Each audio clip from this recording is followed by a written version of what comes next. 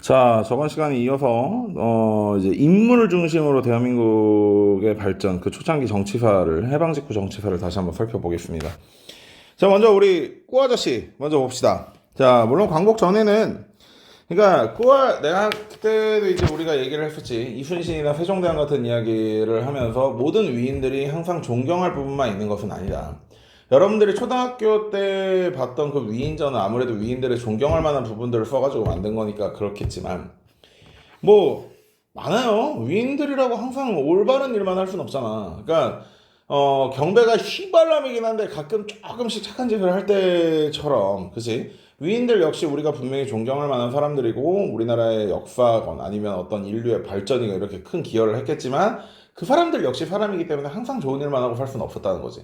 항상 좋은 일만 했던 사람 넷을 모아가지고 우리가 4대 성인이니 예병이니 이런 소리를 하잖아, 그치?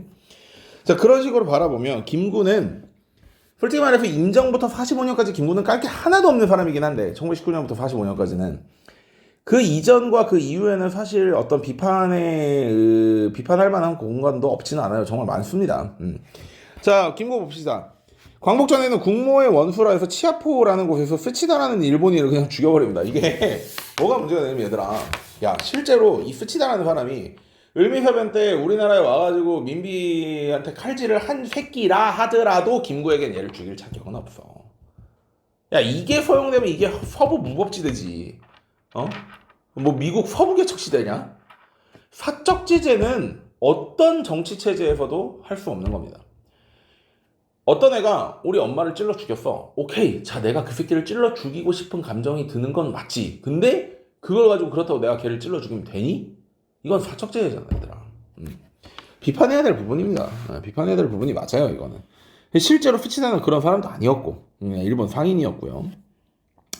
하지만 임정 시기로 넘어가면 초대 경무국장으로서 나름대로 역할을 하고 있다가 국민개조회의가 열리게 되면서 임시정부가 개망해가고 이제 창조하고 개조하고 해가지고 뒤지게 싸우다가 둘 다 뛰쳐나가고 임시정부가 그냥 개병신 되는 상황에서 한인애국당 단장으로서 이봉창과 윤봉길의 의거를 주도하는 등을 통해서 중국 국민당 정부의 장개석의 지원을 받게 되고 우리나라 임시정부한테 진짜 CPR 쳐넣고 전기 충격기 쏴가지고 살려놓은 사람이야. 한국독립당은 1930년경에 창당해서 임정을 이끌고 마지막 40년에 임정이 주석까지 취임하게 되는, 진짜 이 시기에 임정은 김구가 없었으면 돌아가지 않았을 정도이기 때문에 김구는 아주 대단한 사람입니다. 진짜 이 시기만 놓고 보면 뭐라고 할 수가 한 건수도 없어요. 그런데 광복 후에는 그 소위 말하는 의열활동이 우리나라 독립 기준에서 보면 의열이지만 어떻게 보면 결국은 테러인 거잖아. 그러니까 오사마 빌라덴이 비행기를 갖다가 씨발 꽂아가지고 빌딩을 무너뜨린 게 미국에선 테러지만 지네 나라에서는 의열활동이라고 주장할 수 있단 말이지. 그러니까 그런 것들에 대한 어떤 그런 뭐랄까, 그렇게 일 처리하던 가닥이 남아있다 보니까 아무래도 김구가 해방 직후에 약간 여러 백색 테러에 연관되어 있는 과정들도 조금 있고, 실질적으로 김구라는 사람을 우리가 무조건 좀 긍정적으로 바라볼 것이 아니라 양측면을 굉장히 다각적으로 봐야 될 필요는 반드시 있습니다. 이건 선생님이 여러분들과 현대사를 나아가면서 반드시 다지고 들어갈 부분이에요. 우리가 굉장히 긍정적이라고 생각했던 대통령도 굉장히 부정적인 부분이 있을 수 있고, 반대로 부정적이라고 생각했던 대통령들의 업적 중에서도 긍정적인 영향들이 있을 수 있습니다. 이런 것들을 우리는 되게 다면적으로 보려고 노력을 할 거야. 자, 어쨌든 광복 후에는 임시정부에 있던 그 한국독립당을 이끌고 정치활동을 했고요. 모스크바 결정서 반대했으니까 이게 무슨 얘기야? 반탁이란 이야기죠. 그리고 남한만의 5.10 총선을 반대해서 남북협상에 참가했고, 하지만 남북협상은 결렬되었고요. 1949년엔 안두희에게 암살당해서 한마는 세상 마감을 하십니다. 우남 이승만 선생님 뭘까요? 배제학당을 졸업했습니다. 당시 최대 엘리트라는 소리입니다. 만민공동회, 독립협회에서 주도한 만민공동회를 주도하는 과정에 사형 선고를 받았지만 나중에 이제 풀려났고요. 야, 이씨, 초대 대통령을 한 것까지는 좋은데, 그리고 구미위원부 설치, 구미라는 건 구라파, 유럽, 미국, 이거라 그랬어. 야, 미안한데 내가 전화 받느라고 강의를 어디까지 찍었는지 까먹었거든. 여기부터 다시 할게. 그 임시정부 초대 대통령으로서 구미위원부, 구라파 이렇게 유럽과 미국의 위원회를 설치하고 뭐 독립자금도 받고 뭐 이것저것 열심히 활동을 한 건 좋은데 문제는 윌슨 민족 자결주의를 주장한 윌슨에게 한국을 일본이 아니라 국제연맹의 위임 통치에 둘 것을 요청했다. 말은 되는데 좋겠죠 사실 이 문제 때문에 임시정부가 크게 분열이 돼요. 이 문제 때문에 이제 대통령에서 탄핵되고 임시정부를 계속해서 유지해 나가야 될 것인가, 그러니까 개조할 것인가, 아니면 새로 만들어야 될 것, 창조파, 이게 둘이 싸우다가 둘 다 나가거든. 그래서 개판 나죠. 개판 납니다. 그 이후에도 하여튼 주동아리로는 열심히 했어요. 주동아리로는 열심히 했고, 광복 후에는 독립축성중앙협의회를 조직해 독촉을 조직해서 이제 나름대로 정치활동을 펼치셨고, 이분 역시 반탁이었죠. 그러나 정업발언, 남한만의 단독정부를 구성해야 된다는 정업발언 이후에 굉장히 이제 미군정이 이렇게 임팩트 있게 보는 인간으로서 이제 올라갔고, 그리고 5.10 선거에서 국회의원에 당선된 이후에 대한민국 정부의 초대 대통령, 간선지였으니까 국회의원들끼리 뽑았던 선거였으니까 거기서 대통령에 당선이 됩니다. 자, 여운형 선생님을 보면요, 신한청년당에 참여했습니다. 자, 요거 같은 거야. 그러니까 신한청년당 소속이었던 김규식이 이제 파리 강화회의 때 저기를 했는데, 1919년에 파리 강화회의가 열릴 때, 즉 1차 대전이 끝나고 나서 파리 회의가 열렸을 때 우리나라도 여기에 사람들을 파견해서 우리나라의 독립을 얘기를 하자라고 얘기를 했지만, 윌슨이 주장했던 민족 자결주의는 패전국의 식민지에만 적용되는 거였지 1차 대전의 승전국이었던 일본의 식민지에는 적용되는 게 아니었기 때문에 이 노력은 실패로 돌아가게 되죠. 자, 그 이후에 대한민국 임시정부에도 참여를 했고, 조선중앙일보 사장으로서 송기정 일장기 말소 사건, 송기정이가 일장기를 이끌고 나가서 마라톤에서 금메달을 땄을 때 일장기를 뽀샵질 하셨죠. 자, 그래서 폐간 처분이 되고 조선건국동맹을 결성을 합니다. 광복 후에는 건준을 조직하고 모스크바 결정서를 지지하는 찬탁 활동을 했으며 좌우합작위원회에 참가하고 좌우합작 7원칙을 발표했지만 47년에 암살당해 사망하셨습니다. 일부 교과서에서는 한지근으로 나오고, 당시는 주민등록이나 이런 것들이 이렇게 전환화되기 이전 시점이었기 때문에 자기가 가명을 밝힌 것 같아요, 암살자가. 그래서 암살자가 이제 형을 다 살고 나와가지고 자기 본래 이름이 이필영이었다라고 밝히게 되면서 이제 교과서에서는 한지근이냐 이필영이냐 양쪽을 다 실어놓긴 했어. 그러니까 양쪽 중에 뭐 하나를 실어놨습니다. 한지근으로 나온 교과서도 있고 이필영으로 나온 교과서도 있다. 자, 김규식 선생님 보면요, 파리강화에 파견돼서 독립청원 제출 방금 했고요. 자, 민족혁명당을 김원봉과 함께 창설을 주도해서 임정의 부주석에 취임을 합니다. 자, 얘들아, 지금 우리나라 대통령이 국민의힘이 윤석열이지. 그러니까 국민의힘이 여당이고 민주당이 야당이야, 그지? 자, 여기도 마찬가지야. 임시정부의 제1당은 김구가 이끄는 한국독립당입니다. 그래서 여당이었던 한국독립당에서 주석이 나온 거고, 제2당, 좌우합작 이후에 제2당은 방금 여기서 말했던 김규식이나 김원봉이 같이 만들었던 민혁당이에요. 민혁당에서 이제 부주석이 나오는 겁니다. 그게 요 얘기야. 그게 요 얘기야. 자, 그 좌우합작위원회에 참가했고 7원칙 발표한 건 여기랑 같죠. 남한만의 5.10 총선을 반대해서 남북협상에 참가했습니다. 윗 누구와? 그렇죠, 꾸 아저씨와. 그런데 6.25 전쟁에서 납북당했고요. 지금 대성산 혁명 렬사랑에 묻혀 계신데, 사실 그쪽에 묻혀있는 사람들은 우리나라 입장에서 보면 개씨와 빨갱이 새끼 이런 정도인데, 이분은 본인의 의지로 가신 게 아니라 납북당했기 때문에 남한에서도 북한에서도 나름대로 존경받고 있는 분이라고 보면 되겠습니다. 자, 인물 정도는 다 봤고요. 이제 마지막으로 재헌회회 때 어떤 일들이 일어났는지에 대해서 한번 살펴보도록 합시다.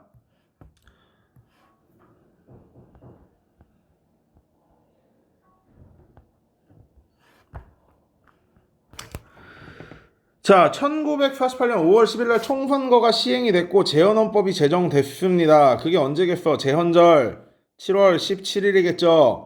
그리고 대한민국 정부가 수립이 됐어. 자, 그런데 그 이후에 여수 순천 사건이 일어나게 됩니다. 여수 순천 사건은 제주 사암 사건 이후에 재헌국회 수립과 대한민국의 정부 수립이 배경으로 볼 수 있어. 즉 이거에 불만이 있었다는 거지.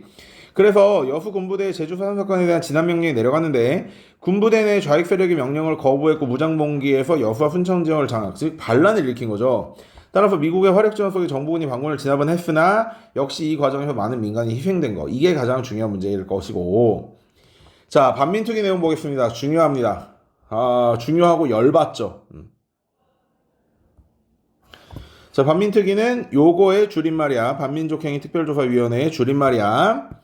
자, 먼저 반민족행위 처벌법이 9월에 제정이 됐습니다. 이 과정을 보면 8월 15일 날 열리고 9월에 개정됐으니 정말 빠르게 한 겁니다. 열자마자 반민특위부터 개정을 했다고 봐도 돼. 자, 그래서 처벌하고 재산 몰수하는 등의 내용이 포함되어 있는데 친일 혐의자를 체포 조사하는 과정에서 이승만 정부는 협조했다, 방해했다. 게다가 경찰이 반민특위를 습격하는 말 같지도 않은 상황이 일어나게 되는데 이 경찰이 뭐의 전신이니까? 그렇지, 조선총독부에 휘하에 있던 경찰들의 전신일 수밖에 없어. 왜? 미군정이 믿는 사람들을 가지고 무언가 치안 유지하고 그런 걸 하기 위해서 조선총독부의 어떤 관리나 그런 기관들을 유임시켰잖아. 그들 유지시켜버렸잖아. 자, 그래서 교과서에서도 보면 알 수 있겠지만 36년 동안 식민지배를 당했는데 700여 건을 조사하고 15명을 실형을 때렸어. 이게 말이 되는 수치냐는 거라.